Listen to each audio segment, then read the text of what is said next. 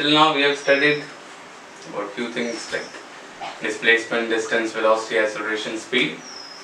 We have done some numerical, some graph, and derivation of equations of motion. 3 equations we have done.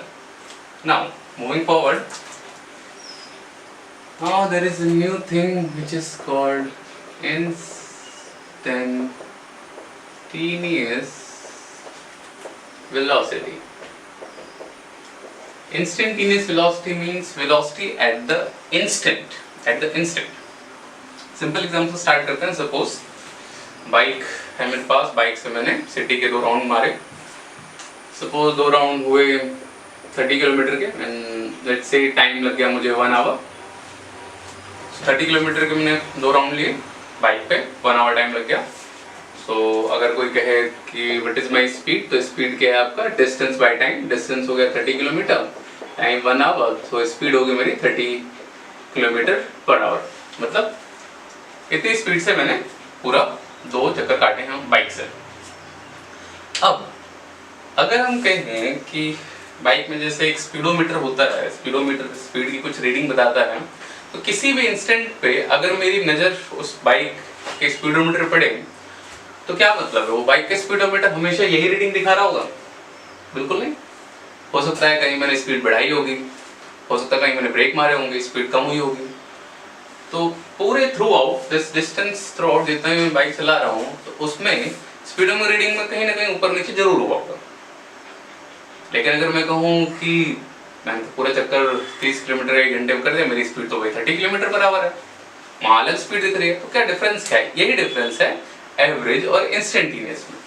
This is our average speed, total distance by total time. मैंने अभी पहले बताया था total by total. Average simple यही होता है, average निकालने का फंडा, total by total.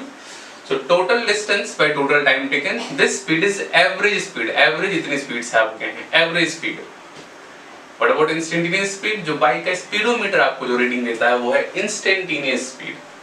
Eight the instant, हर इंस्टेंट पे आपको स्पीड जो मिलती है वो है इंस्टेंटेनियस स्पीड. ओके, क्लियर है? सिंपल है.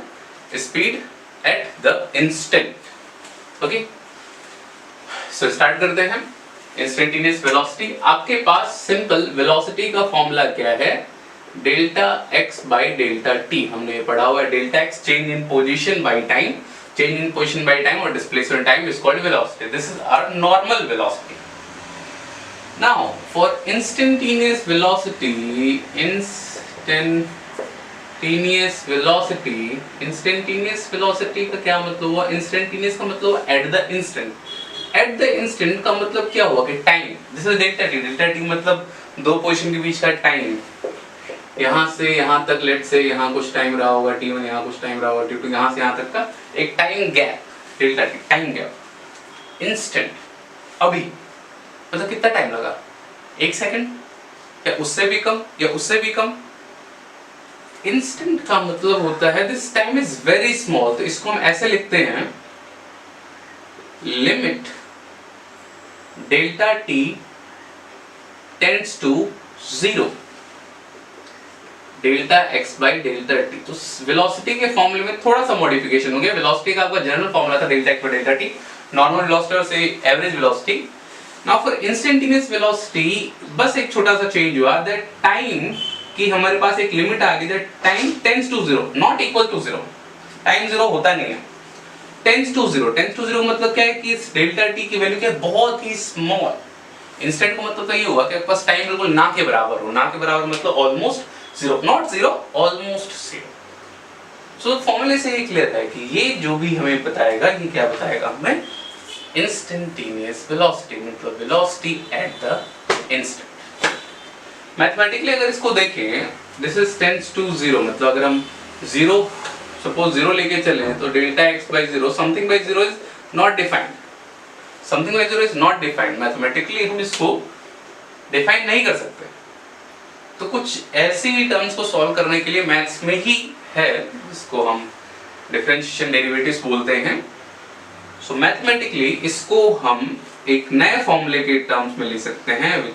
डेल्टा को हम प्लेस कर देते हैं d से, इसको हम लिखते हैं dx by dt. This is the new formula for our velocity and this is the formula for instantaneous velocity.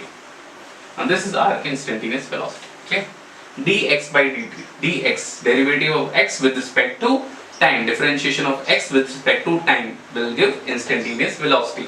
ये टर्म मैथमेटिकली जितनी मैथ्स हमने पढ़ी है उससे सॉल्व करने, उससे हम इस चीज को सॉल्व नहीं कर सकते, something as zero is not defined, तो उसके लिए मैथ्स में ही है, दिस इज डिफरेंशिएशन. आपने मैक्सिमम करके चलता हूँ, आपने बेसिक डेरिवेटिव और इंटीग्रेशन पढ़ा होगा, हम उसको आगे भी वही पढ़ने वाले हैं, ठीक है. तो this is instantaneous velocity, velocity at the instant. तो सेम थिंग आपसे पूछा जाएगा फाइंड एवरेज वेलोसिटी और फाइंड इंस्टेंटेनियस वेलोसिटी और जस्ट फाइंड वेलोसिटी. अगर कहा गया फाइंड वेलोसिटी तो आपको क्वेश्चन में पता लग जाएगा एक्चुअली कि आपको इंस्टेंटेनियस निकालना है या एवरेज निकालना है. क्वेश्चन की लैंग्वेज से वो पता लग जाता है, बट आपको क्लियर होना चाहिए कि एक्चुअल में एवरेज और इंस्टेंटेनियस का मीनिंग क्या होता है. ऑल क्लियर, ठीक है. This is instantaneous velocity. आगे बढ़ते हैं. सिमिलरली हमारे पास था एक्सेलरेशन. एक्सेलरेशन अगर हम कहें इंस्टेंटेनियस एक्सेलरेशन, एक्सेलरेशन का क्या फॉर्मूला था हमारे पास? एक्सेलरेशन का फॉर्मूला था change in velocity with respect to time. Simple formula. मैं फिर से वही चीज करता हूं, अगर मैं इसकी लिमिट कर दूं टाइम की टेंड्स टू जीरो, इंस्टेंट का मतलब तो यही हुआ, इंस्टेंट का सिंपल मीनिंग यही हुआ कि टाइम की लिमिट क्या होगी आपकी tends to zero. So time tends to zero, so this is our instantaneous acceleration. तो आपका acceleration हमारा सेम, हम उसको लिख सकते हैं डेल्टा को रिप्लेस कर दें d से dv by dt. This is the formula of instantaneous acceleration. Similarly, okay, instantaneous velocity, instantaneous acceleration. Definition में कुछ नहीं रखा, definition सिंपल है, velocity और acceleration at the instant, उस instant पर. सिंपल, okay, सिंपल रिलेशन है. ऐसे आपको बहुत से आगे फॉर्मूला मिलेंगे इसके टर्म में. ओके, तो एक छोटा सा न्यूमेरिकल करते हैं. एक चीज आपको अप्लाई कैसे करना है, मैं ये अज्यूम करके चल रहा हूँ आपको डिफरेंशियल इंटीग्रेशन बेसिक आता है. नहीं आता तो, अगर नहीं आता तो मैं एक दूसरा लेक्चर बनाऊंगा if you require, no problem. So start करते हैं. एक छोटा question. Let's say position is given something like this, 3t, let's say 3t square plus 4t minus 6. Position is given like this, suppose in terms of time given. आपसे कहा गया find velocity and acceleration at 3 seconds. Find velocity and acceleration at 3 seconds. अब देखिए question से हमें पता लगेगा कि हमें एवरेज निकालना है, इंस्टेंटेनियस निकालना है. बोला है at 3 second, at 3 second, not in 3 second. एक बार अगर in 3 सेकंड बोला होता मतलब आपको 0 से 3 सेकंड तक का आपको वेलोसिटी और एक्सेलरेशन निकालना है, 3 सेकंड तक का. ओके, बट आपको क्या निकालना है? at 3 second. This is instantaneous. Simple, simple है. सॉल्यूशन करते हैं इसका. फर्स्ट वेलोसिटी की बात करते हैं. वेलोसिटी क्या है आपकी? dx by dt. x already आपका x गिवन है in the function of time. So d by dt, x की जगह हम क्या रख सकते हैं? x क्या गिवन है? 3t square plus 4t minus 6. Differentiation solve करने के लिए इसको अलग कर देते हैं. पहले इसके साथ 3 कांस्टेंट को हटाते हैं हम बाहर.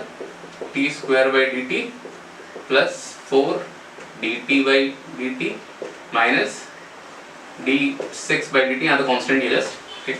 रूल आपको पता होगा, 3t स्क्वायर का डिफरेंशिएशन क्या होगा? 2t, 4t का डिफरेंशिएशन जस्ट 1 और कांस्टेंट का डिफरेंशिएशन 0. बेसिक रूल है. t स्क्वायर पावर मल्टीप्लाई में एक पावर कम हो गई, सिर्फ t का differentiation respect to t is 1 और कांस्टेंट का डिफरेंशिएशन 0. तो आपके पास वेलोसिटी क्या आ गया?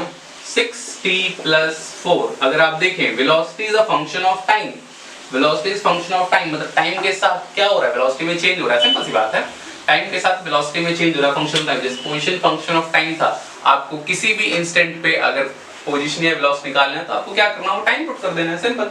वेलोसिटी आ गई आपकी इतनी. वेलोसिटी आपको निकालनी कब है? 3 सेकंड पे. Velocity is a function of time. आपको टाइम दे रखा है 3 सेकंड्स. तो अगर हम यहाँ पर t की जगह 3 पुट कर दें तो हमारा आंसर आ गया 18 plus 4 22 मीटर पर second. This is our velocity at 3 second. 2 second होता है 2 पुट कर देते, तो दिस इज जनरल वेलोसिटी जो हमने इस रिलेशन से निकाल दिया और एट 3 सेकंड्स क्या आ जाएगा. क्लियर है? सिंपल, बस हमने ये कि फॉर्मूले को यूज कैसे करना है, ठीक है। क्वेश्चन आता है, इस पर जरूर आता है, और ये आगे अब चलता रहेगा, हर जगह चलता रहेगा, आपका रिलेशन यूज होगा। और किस तरीके से बन सकता है, तो सिंपल एग्जांपल दिया, क्वेश्चन बहुत तरीके से बन सकते हैं, तो उस पर सिंपल एग्जांपल, क्लियर है। Okay, now next we have to find acceleration. मैं इसको रब करता हूं, इसको छोड़ते हैं अभी जरा। एक्सेलरेशन, इंस्टेंटेनियस एक्सेलरेशन निकालना है। भी एक्सेलरेशन का फॉर्मूला आपको अभी बताया ही हमने, dv/dt। What is v? v हमारा ये आया हुआ है, ओके। v हमारे पास ये भी और ये भी है, 3 सेकंड को तो ये आया ही हुआ है भाई, 3 सेकंड पे हमें एक्सेलरेशन निकालना है, 3 सेकंड पे तो वेलोसिटी हमने ये निकाला है। बट नहीं, डिफरेंशिएशन में वेलोसिटी क्या होना चाहिए, function of time. Velocity function of time जो भी गिवन है, function of time, this is actual function of time, तो हम ये वैल्यू नहीं पुट करेंगे, वेलोसिटी का एक्चुअल रिलेशन जो आया है आपके पास ये पुट करेंगे, function of time. So velocity आपके पास क्या है, 6t + 4, तो यहाँ पर d/dt वेलोसिटी आपका हमने क्या निकाला है, 6t + 4। ओके, एक ही स्टेप में डेरिवेटिव करते हैं जरा। 6 कांस्टेंट बाहर आएगा, t का डिफरेंशिएशन 1, तो 6 × 1 प्लस कांस्टेंट का डिफरेंशिएशन 0, तो एक्सेलरेशन क्या आ गया आपका 6। अब अगर आप देखें एक्सेलरेशन आ गया आपका 6, एक्सेलरेशन आपको निकालना कब था, एक्सेलरेशन आपको निकालना था 3 सेकंड्स पे, ठीक है। यहाँ पर t कहाँ है, t तो है ही नहीं, तो इस 3 का क्या करूं मैं, मल्टीप्लाई करूं, डिवाइड करूं, प्लस माइनस कर, क्या करूं, कुछ नहीं करेंगे।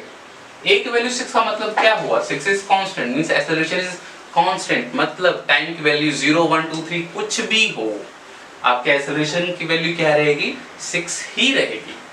Acceleration is constant 6 metre per second squared at 3 second.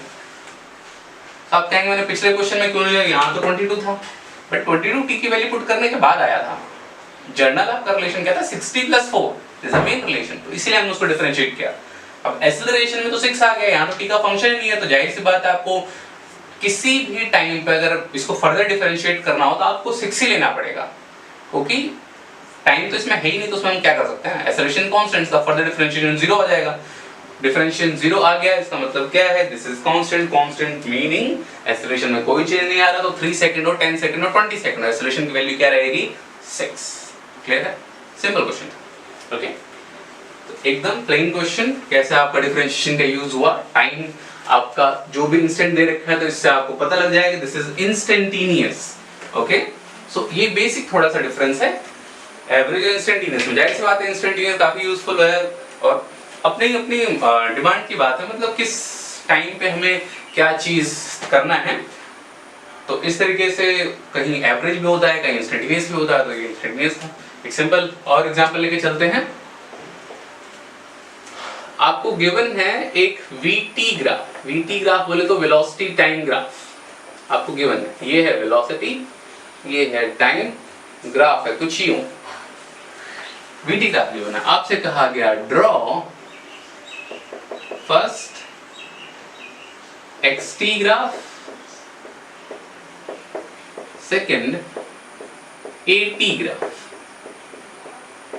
ये ग्राफ का क्वेश्चन है, क्या ये हमने जो भी पढ़ा इंस्टेंटेनियस वेलोसिटी एक्सेलरेशन उससे रिलेटेड है, तो ये उससे भी रिलेटेड है, और ये ग्राफ क्वेश्चन है। तो देखो क्वेश्चन की लैंग्वेज थोड़ी चेंज हुई है, इसमें मल्टीपल चॉइस क्वेश्चन में, एमसीक्यू में, जेईई नीट वगैरह में इस टाइप क्वेश्चन आया हुआ है। आपको एक ग्राफ गिवन है, ऑप्शन में आपको 4 ऑप्शन गिवन है कि which one will be this, velocity time is graph is this, which one will be x t time graph. इस तरीके से क्वेश्चन आया हुआ है, okay. Position time graph, acceleration time graph आपको निकालना है, ठीक है। पहले क्या निकालते हैं, एक्सटी ग्राफ निकाल लेते हैं। उससे पहले इस ग्राफ को देखिए, इससे आपको क्या पता लग रहा है, दिस लाइन इज स्ट्रेट, जैसे जैसे t बढ़ रहा है वैसे वैसे v बढ़ रहा है, तो v और t का क्या रिलेशन होगा, straight, meaning v will be proportional to t। Straight line, linear graph, linear graph dependence किस पे होता है, पावर 1। ग्राफ की मैं एक डिटेल लेक्चर लूंगा, तो उसमें कैसे ड्रॉ करते हैं वो हम देख लेंगे लेटर आगे। इतना बेसिक आपको 10th में हमने पढ़ा होगा, मैथ्स में ग्राफ ड्रॉ करना था, उसमें सॉरी लीनियर इक्वेशन के सॉल्यूशन में डिफरेंट टाइप ऑफ सॉल्यूशन होता था, सब्स्टिट्यूशन मेथड होता था, एलिमिनेशन मेथड होता था, उसमें ग्राफिकल मेथड भी होता था। ग्राफिकल मेथड में 2 इक्वेशंस के लिए 2 लाइन आती थी, जहां पर क्रॉस हुआ वो उसका सॉल्यूशन हो गया, पैरेलल चलेगी तो कोई सॉल्यूशन नहीं, एंड सो ऑन, इस टाइप का होता था। तो वही वहां पर आप देखें तो like ax plus by plus c something 0, x y power क्या है 1 1, कहीं पावर 2 नहीं गया, जहां पावर 1 है लाइन क्या रहेगी स्ट्रेट, इसकी पावर 1 इसकी भी पावर 1। डिटेल में आगे बात करेंगे। These both are proportional, हमने प्रोपोर्शनलिटी साइन k मान लिया, k is just a constant। v और t का डिपेंडेंस आ गया, मेन आपको डिपेंडेंस से मतलब है, k कुछ भी हो कोई फर्क नहीं पड़ने वाला, ठीक है, कांस्टेंट, क्लियर ना। वेलोसिटी का t का रिलेशन आ गया, हमें क्या निकालना है, पोजीशन टाइम ग्राफ बनाना है। तो मुझे पोजीशन टाइम ग्राफ के लिए x और t का रिलेशन पता करना है, मैं इसीलिए v और t के रिलेशन पे गया हूं, तो मुझे x और t का रिलेशन पता करना है। जब तक रिलेशन पता नहीं होगा तब तक ग्राफ बनाएंगे कैसे, क्लियर है, xt ग्राफ।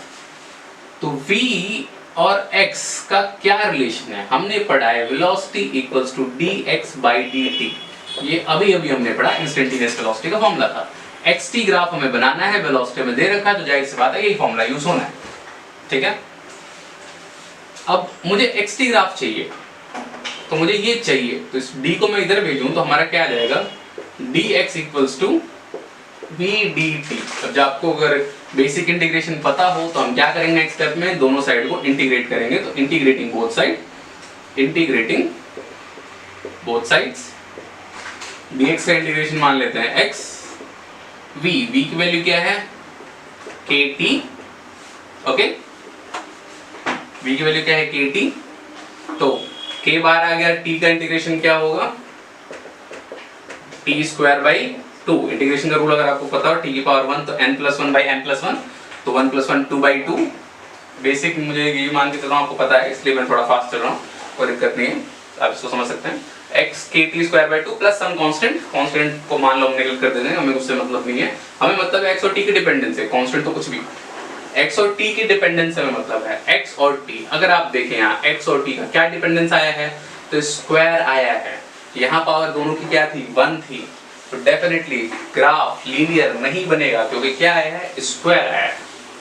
सो अगर आपसे कहा गया कि ड्रॉ पोजीशन टाइम ग्राफ, तो अभी ड्रॉ कर देते हैं, this is t, this is x, this is x, this is t, what is dependence, x और t का क्या डिपेंडेंस है, स्क्वायर का डिपेंडेंस है। सपोज t की वैल्यू 0, x की वैल्यू 0, 0 स्टार्ट करते हैं, वैसे जरूरी नहीं कि 0 से स्टार्ट हो, क्योंकि मैं यहाँ कांस्टेंट कंसीडर नहीं किया, उससे कोई फर्क नहीं पड़ेगा, आपको नेचर देखना है ग्राफ्स का, नेचर, ओके। टी स्क्वायर का ग्राफ कैसा जाता है, स्क्वायर ग्राफ कुछ इस तरीके से जाता है, कर्व्ड, सिंपल सी बात है, जरा सोचिए, t की वैल्यू 1 होगी, 1 का स्क्वायर 1 1 1 मान लेते हैं, t की वैल्यू 2 तो इसकी वैल्यू क्या आ जाएगी 4, t की वैल्यू 3 तो इसकी वैल्यू क्या आ जाएगी 9, 4 16, 5 25, मतलब इसकी थोड़ी सी वैल्यू बढ़ रही है, तो इसकी वैल्यू तो स्क्वायर टाइम्स हो रही है ना, ज्यादा बढ़ रही है, मतलब ये ग्राफ ऊपर की तरफ जा रहा है, ऊपर की तरफ, इसकी वैल्यू ज्यादा तेजी से बढ़ रही है, एक कर्व का मतलब समझिएगा, क्लियर है। तो t square xt graph, this curve t square, clear हुआ। आपको vt ग्राफ दिया था और xt ग्राफ बनाना था, सिंपल, ठीक, सेम टू सेम। नेक्स्ट हमें क्या बनाना है, at ग्राफ। तो वेलोसिटी आपको पता है, एक्सेलरेशन आपको निकालना है, तो क्या रिलेशन है आपने पढ़ा है, acceleration equals to dv by dt, ठीक है, यही हमने पढ़ा इंस्टेंटेनियस एक्सेलरेशन। वेलोसिटी आपको क्या दे रखी है, वेलोसिटी हमने अब निकाला था kt, वेलोसिटी हमने kt रख दिया, कांस्टेंट बाहर, t के डेफिनेशन 1, तो a क्या आ गया k, k is some constant, any random constant k, इसका मतलब एक्सेलरेशन क्या है constant, this is t, this is at graph, a का t पर क्या डिपेंडेंस है, कोई डिपेंडेंस ही नहीं है, जस्ट कांस्टेंट, मतलब t में कुछ भी चेंज आ जाए, a में चेंज आपका नहीं आएगा, कांस्टेंट, ये होता है कांस्टेंट ग्राफ, क्लियर, समझिए कि हमने कैसे आपका integration sorry instantaneous velocity acceleration के डिफरेंशिएशन को ग्राफ में भी कन्वर्ट किया, ठीक है। This is important, this is very important, graph read करना, इससे आपको क्लियर होगा, ठीक है। आपका ये सीबीएसई, आगे आप जेई देते हैं, नीट देते हैं, कोई भी एंट्रेंस एग्जाम देते हैं, इवन उससे भी आगे, और हर सब्जेक्ट में ग्राफ इंपॉर्टेंट है, आप ग्राफ को रीड करना आना चाहिए, क्लियर हुआ है, ठीक है। सो वीटी ग्राफ गिवन था, आपने एक्सटी ग्राफ और एटी ग्राफ उससे ड्रॉ कर लिया, इसको कहते हैं ग्राफ का कन्वर्जन, एक को दूसरे में यूज करना, ठीक है, आपको काफी जगह मिलेगा, ठीक है, सिंपल क्वेश्चंस थे, ठीक है। आगे बढ़ते हैं, वापस आते हैं थोड़े सीबीएसई के सिलेबस पे। सीबीएसई में एक चीज पूछी जाती है, हमने मोशन की इक्वेशन की डेरिवेशन करी थी, मैंने कहा था कि उसके दो मेथड हैं। जो पहला मेथड हमने यूज किया वो था ग्राफिकल मेथड, थ्री इक्वेशन की derivation by graphical method. Now we will derive the equation of motion using calculus method, this is called calculus method. Equations of motion, motion means uniformly accelerated motion, equation of motion बोलते हैं uniformly accelerated motion की derivation करनी है by calculus method, calculus method. Equation of motion by calculus method, clear है? तो motion की equation आपको पता भी है क्या क्या है, v equals to u plus at, s equals to ut plus half at square, v square equals to u square plus 2as, three equations graphical method में डेरिवेशन कर चुके हैं। कैलकुलस मेथड है, ये सीबीएसई के सिलेबस में है, exam में आ जाता है कभी कभी, तो देख लेते हैं। First derivation, what is instantaneous acceleration? Instantaneous acceleration is dv by dt, ये पढ़ा है हमने, ये तो हमें पता ही है, तो अच्छी बात है। dt को इधर भेज देते हैं, a dt dv, क्लियर है?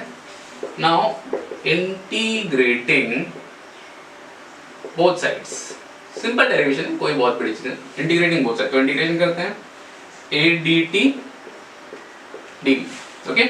देखो अब दोनों साइड इंटीग्रेशन किस किस से हो रहा है, इधर हो रहा है integration with respect to time, इधर हो रहा है integration with respect to velocity. Integration basic आपको पता है, तो हम यहाँ लिमिट लेके चलते हैं, टाइम, टाइम की लिमिट, इनिशियल टाइम क्या लेके चलते हैं, मान लीजिए 0, फाइनल टाइम क्या लेके चलते हैं, मान लीजिए t, 0 से t हमने क्या ले ली लिमिट टाइम की।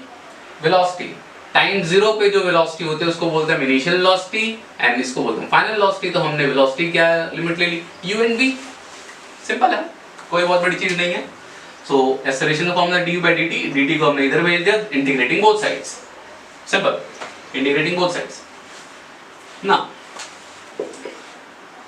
ये a एक्सेलरेशन बाहर आ गया, बाहर क्यों आया, कांस्टेंट टर्म बाहर आ जाती है। अगर आपको याद हो तो हमने क्या पढ़ा था, इस इक्वेशन का क्या नाम है, equation of motion for uniformly accelerated motion. Uniformly accelerated मतलब एक्सेलरेशन क्या है, यूनिफॉर्म मतलब कांस्टेंट, एक्सेलरेशन कांस्टेंट है इसीलिए बाहर आया है, ठीक है, कांस्टेंट है इसलिए एक्सेलरेशन बाहर आ गया। सो एक्सेलरेशन इधर आ गया, आपका क्या बचा, dt टाइम 0 से t, इधर क्या बच रहा है आपका dv u v, ठीक है, सिंपल। अब इंटीग्रेट कर देते हैं, नेक्स्ट स्टेप, ये आपका है dt का इंटीग्रेशन क्या होता है, t लिमिट 0 से t, dv का इंटीग्रेशन क्या हो जाएगा, v लिमिट u से v, लिमिट पुट कर देते हैं भाई, फाइनल लिमिट, t की जगह फाइनल लिमिट क्या है, t ही है, कई लोग इसको मल्टीप्लाई करते हैं, ऐसा कुछ नहीं है, t की वैल्यू हमने t ही रखी है, वो सिंबल सेम इसलिए कंफ्यूजन हो रहा है। आपको दूसरा कोई सिंबल कैपिटल t लेना है तो वो ले सकते हैं, कोई दिक्कत नहीं है। तो t की जगह final value t minus initial value 0, final value v minus initial value u, ऐसे ही इंटीग्रेशन होता है, फाइनल माइनस इनिशियल। तो आ गया, देखिए क्या हो गया, ये आ गया at, ये आ गया v माइनस u, इसको अगर हम इधर ले हैं तो ये आ जाएगा v equals, correction, at v minus u, इधर आ गया तो क्या आ गया, v equals to u plus at। First equation motion एक थी, v equals t plus at, calculus method simple. फिर से देखिए acceleration dv by dt, t को हमने इधर भेजा, फिर क्या किया, इंटीग्रेटिंग बोथ साइड, दोनों साइड को इंटीग्रेट, a कांस्टेंट था, कांस्टेंट एक्सेलरेशन इधर बाहर आ गया, dt का इंटीग्रेशन क्या हो गया, t, dv का इंटीग्रेशन हो गया v, final limit minus initial limit, at v minus u, u इधर आ गया u plus at, simple. First equation motion कोई बहुत बड़ी चीज नहीं है, सिंपल है, कभी कभार एग्जाम में आती है, उसमें स्पेसिफिकली बोला जाएगा आपको first equation, second equation, third equation को ये डिराइव कीजिए, तीनों तो मोस्टली नहीं पूछी जाती, तो तीनों इक्वेशन डेरिवेशन के लिए। ओके, सेकंड कर लेते हैं। Okay, what is instantaneous velocity? Instantaneous velocity हमें पता है dx by dt, okay. Same dt को इधर भेज दे तो हम इसको ऐसे dx equals to v dt लिख सकते हैं, dt इधर मल्टीप्लाई में आ गया v dt, dx आगे पीछे मैंने कर दिया, कोई दिक्कत नहीं है, दोनों इक्वल ही है। अगेन मैं क्या लिखूंगा, इंटीग्रेटिंग बोथ साइड्स, दोनों साइड को इंटीग्रेट करते हैं, ये आ गया dx, ये आ गया v dt। अगर आप देखते हैं इनकी लिमिट टाइम से हो रही है इंटीग्रेशन, तो टाइम की लिमिट 0 से t तक, dx, x is position, starting position 0 मान लेते हैं इनिशियल पोजीशन, और फाइनल जहां तक पहुंचा उसको मान लेते हैं s, इनिशियल फाइनल के डिफरेंस को हम क्या बोलते हैं, डिस्प्लेसमेंट। 0 मान के चला s मान लिया हमने, ठीक है। अब देखिए लास्ट वाले में यहाँ a था, a को हमने बाहर निकाल दिया था। क्यों बाहर निकाल दिया था? क्योंकि a क्या था आपका, कांस्टेंट, एक्सेलरेशन कांस्टेंट। क्या हम v को बाहर निकाल दे? ये क्या है? t है, t टाइम यूनिफॉर्म एक्सेलरेशन है, हम डेरिवेशन यूनिफॉर्म एक्सेलरेशन के लिए कर रहे हैं, और एक्सेलरेशन का मतलब ही होता है चेंज इन वेलोसिटी। तो अगर आपके मोशन में एक्सेलरेशन है तो डेफिनेटली वेलोसिटी में चेंज आएगा, वेलोसिटी में चेंज आएगा टाइम के रिस्पेक्ट में, मतलब वेलोसिटी कांस्टेंट नहीं है, कांस्टेंट नहीं है तो ये बाहर निकाल नहीं सकते हैं। वेलोसिटी में टाइम के रिस्पेक्ट में चेंज आएगा, बिल्कुल आएगा, बट यहाँ से मुझे ये वेलोसिटी टाइम का फंक्शन नहीं लग रहा है, मुझे नहीं पता लग रहा है कि भाई वेलोसिटी में टाइम के साथ कैसे चेंज आ रहा है। तो कैसे पता लगेगा? बिल्कुल पता लग जाएगा फ्रॉम इक्वेशन फर्स्ट इक्वेशन क्या थी? v equals to u plus at। तो v की जगह मैं u प्लस at लिख दूं, यहाँ रिप्लेस कर देते हैं u plus at from first equation, putting this, इधर कंटिन्यू करते हैं। इधर हमारा क्या कंटिन्यू चल रहा है? dx 0 से s तक। v की जगह मैंने क्या रख दिया? u प्लस at रख दिया मैंने। कहां से कहां तक? 0 से t तक। देखिए v को हमने रिप्लेस किया है u plus at, first equation, कोई बहुत बड़ी चीज नहीं है, ठीक है। इसको आगे कंटिन्यू करते हैं, तो dt दोनों साइड कर ले, तो हम इसको u dt plus at dt 0 से t कर सकते हैं, सिंपल है। अब इंटीग्रेटिंग मोशन, dx का इंटीग्रेशन क्या हो गया आपका? x, लिमिट क्या है? 0 से, क्या मैं u को बाहर निकालूं? Yes, what is u? u is initial velocity. Initial velocity time के साथ चेंज नहीं होगा, वो तो स्टार्टिंग है, टाइम के साथ चेंज नहीं होगा, तो क्या है? कांस्टेंट, कांस्टेंट को तो बाहर निकालूंगा ही ना भाई। तो u आपका बाहर आ गया, dt का इंटीग्रेशन क्या हो गया? t टाइम 0 से a बाहर आ गया, t का इंटीग्रेशन आपने पढ़ा हो तो t²/2 आ जाएगा 0 से, सिंपल हो गया। इनपुट कर देते हैं, final limit, initial limit, t की final limit minus initial limit, 2 को बाहर कर देते हैं, a/2 कर देते हैं, final limit t², initial limit 0², simple. Limit put करिए, कुछ नहीं, s minus 0 is s ut plus a/2 t² या फिर हाफ a t² भी लिख सकते हैं। यही थी मोशन की second equation, s equals to ut plus half a t²। Simple से स्टेप्स हैं, इसको आप एक बार फिर से रिवाइंड करके देखेंगे तो कोई बहुत बड़ी चीज नहीं, क्लियर है। हमने बस v की वैल्यू यहाँ पे पुट करी है। क्यों पुट करी है? क्योंकि v कांस्टेंट नहीं है, तो हमें उसको ऐसे कन्वर्ट करना है जिसमें कांस्टेंट और फंक्शन दोनों आ जाए। तो u plus at, u a constant है, t का फंक्शन है, तो इंटीग्रेशन में आसानी हो जाएगी, सिंपल। दो डेरिवेशन हो गई आपकी, ठीक। अब पढ़ते हैं थर्ड डेरिवेशन की तरफ। थर्ड इक्वेशन आपको पता ही है, b² u² 2as, ठीक है। तो थर्ड क्या है? कुछ भी मान लेते हैं, इंस्टेंटेनियस एक्सेलरेशन मान लेते हैं। इंस्टेंटेनियस एक्सेलरेशन का फॉर्मूला क्या है? आपने पढ़ा हुआ है, dv/dt, ये पढ़ा है। इंस्टेंटेनियस एक्सेलरेशन मैं क्या करता हूं? Multiply and divide this side by dx, multiply and divide by dx, this side, only this side. a equals to dv/dt, dx से मैंने मल्टीप्लाई और dx से मैंने डिवाइड किया। क्यों? कर तो मैं कुछ भी सकता हूँ, मल्टीप्लाई डिवाइड तो हम कुछ भी कर सकता है, कोई टेंशन नहीं है। क्यों किया? क्योंकि हमारी इक्वेशन की रिक्वायरमेंट है, इसलिए हमने किया है। तो इसको जरा अगर मैं थोड़ा सा रिप्लेस करूँ, इसको मैं इधर ले जाऊँ, तो देखो ऊपर को अगर मैं रिप्लेस कर दूँ, इसको मैं dx/dt dv/dx भी लिख सकता हूँ। एक ही बात है, मैंने dv को यहाँ लिख दिया और dx को यहाँ लिख दिया, एक ही चीज है। ऊपर वाले को मैंने रिप्लेस किया, उससे कोई फर्क नहीं पड़ता, मल्टीप्लाई डिवाइड में इतना तो आपको मल्टीप्लाई डिवाइड का पता ही होगा। इससे हुआ क्या हमारे पास फायदा कि इस dx/dt को मैं वेलोसिटी लिख सकता हूँ। dx/dt वेलोसिटी होता है, a इक्वल्स टू dx/dt के क्या आ गया? वेलोसिटी आ गया, और इधर क्या आ गया? dv/dx, dv/dx। dx को इधर ले आते हैं, तो आपका इक्वेशन क्या बन गया? a dx b dv। देखिए v का फंक्शन ही है, वेलोसिटी भी है, ये x आ गया। अब कर देते हैं हम इंटीग्रेटिंग बोथ साइड्स, दोनों साइड का इंटीग्रेशन करते हैं। a dx, ओके, v की वैल्यू पुट करते हैं। Upper limit is v² by 2, lower limit is u² by 2, simple, upper minus low, 2 नीचे आके इधर मल्टीप्लाई कर सकते हैं, तो क्या आ गया आपका, देखिए v square minus u square, 2 इधर आ गया, 2as, तो यही थी थर्ड इक्वेशन, या उधर लिख दो v square equals to u square plus 2as, third equation of motion बन गई हमारी। थोड़ा सा हमने यहाँ पे जुगाड़ किया है डेरिवेशन करने का, डेरिवेशन करने का हम इतना तो कर ही सकते हैं, और कुछ नहीं है। हमने क्यों किया है, क्योंकि हमें थर्ड इक्वेशन आपको पता हो, v square u square 2as, v and s position, acceleration, velocity, acceleration, position, time नहीं है, टाइम को हमें हटाना था, इसलिए हमने यहाँ पर x को एक्स्ट्रा ऐड किया ताकि हमारा टाइम एलिमिनेट हो जाए और v के टर्म में आ जाए, इसलिए हमने किया। ठीक है, क्लियर है? इस तरीके से हम कैलकुलस के मोशन की तीनों इक्वेशन डेरिवेशन कर सकते हैं। तो आज का टॉपिक क्लियर हुआ, हमने कैलकुलस पढ़ा, इंस्टेंटेनियस वेलोसिटी, एक्सेलरेशन, मोशन की तीनों equation derivation, which is important, कैसे उसको यूज करना है। अब कंटिन्यू इसके आगे देख सकते हैं।